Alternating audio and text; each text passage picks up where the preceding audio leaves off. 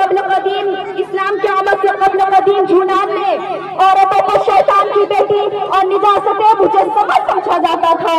جانوروں اور غلامیوں کی طرح بازاروں میں بیچی جاتی تھی، میراث میں عورتوں کو کوئی حصہ نہ ہوتا تھا، مال و جائیداد کی طرح وراثت میں تقسیم ہوتی تھی۔ رومیوں نے عورتوں کو جانوروں کا مقام دیا تھا اور نکاح کو عورت کے خریدنے کا ذریعہ سمجھا جاتا تھا، معمولی معاملے قصور پر عورت کو قتل کر دیا جاتا تھا۔ یہودیوں کا ایک گروہ انصاف نہیں تصور کرتے تھے، ان کا خیال تھا کہ عورت ایک جانوروں کی شکل ہے جنہیں مرد کی خدمت کے لیے پیدا کیا گیا ہے، لیکن جب اسلام آیا تو دنیا بھر میں ستائی ہوئی عورتوں کے قسمت کا ستارہ چمک اٹھا۔ وہ عورت جسے جانوروں سے زیادہ حقیر سمجھا جاتا تھا، نبی اکرم صلی اللہ علیہ وسلم نے ارشاد فرمایا، میرے لیے دنیا کی چیزوں میں سے عورت اور خوشبوؤں کو محبوب بنائی گئی ہے، وہ عورت جو اپنی بے بسی اور بے بسی پر روتی اور دلاتی رہتی ہے، جس کے ساتھ حسن سلوک اور مشفقانہ کا برتاؤ دیتے ہوئے قرآن نے کہا ہے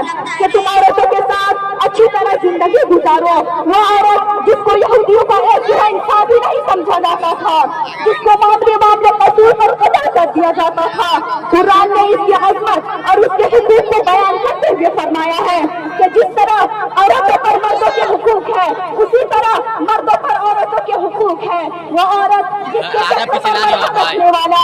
جس کی فریاد کو سننے والا، جس کی مظلومیت یا تو پوچھنے والا دور دور تک نظر نہیں آتا ہے۔ آپ صلی اللہ علیہ وسلم نے مرتے وقت بھی ان کا خیال رکھا اور اپنے تمام امت سے وصیت کرتے ہوئے فرمایا ہے کہ تم عورتوں کے ساتھ اچھی طرح زندگی گزارو۔ لیکن افسوس کا افسوس، جس اسلام نے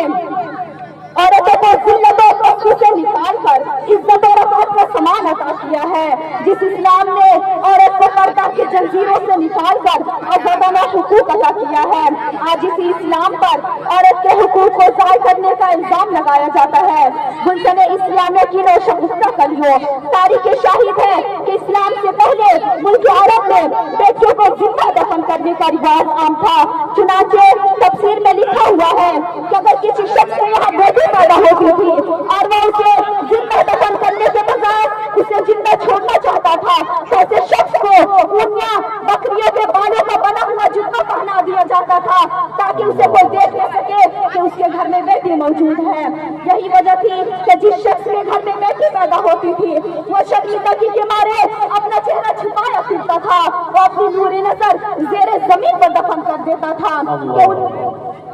کہ ان میں سے کسی کو بیٹی کی پیدائش کی خبر سنائی جاتی تھی، اس کا چہرہ سیاہ ہو جاتا تھا، وہ غصے سے بھر جاتا تھا، وہ سوچنے لگتا تھا کہ اپنی بیٹی کو ذلت اور رسوائی کے ساتھ اسے زندہ چھوڑ دیا جائے یا اسے مٹی میں زندہ دفن کر دیا جائے۔ لیکن جب اسلام آیا تو اسلام نے اس رسم کی صرف مخالفت ہی نہیں کی بلکہ بیٹیوں کی پرورش کو باعث اجر و ثواب اور ان کے ساتھ حسن سلوک کو دخول جنت کا ذریعہ قرار دیا۔ نبی اکرم صلی اللہ علیہ وسلم کا فرمان ہے کہ جس شخص نے 3 بیٹی کی پرورش کی، ان کو ادب سکھلایا، ان کی شادی کرا دی، ان کے ساتھ اچھے اخلاق سے پیش آیا تو ایسے شخص کے لیے جنت واجب ہے۔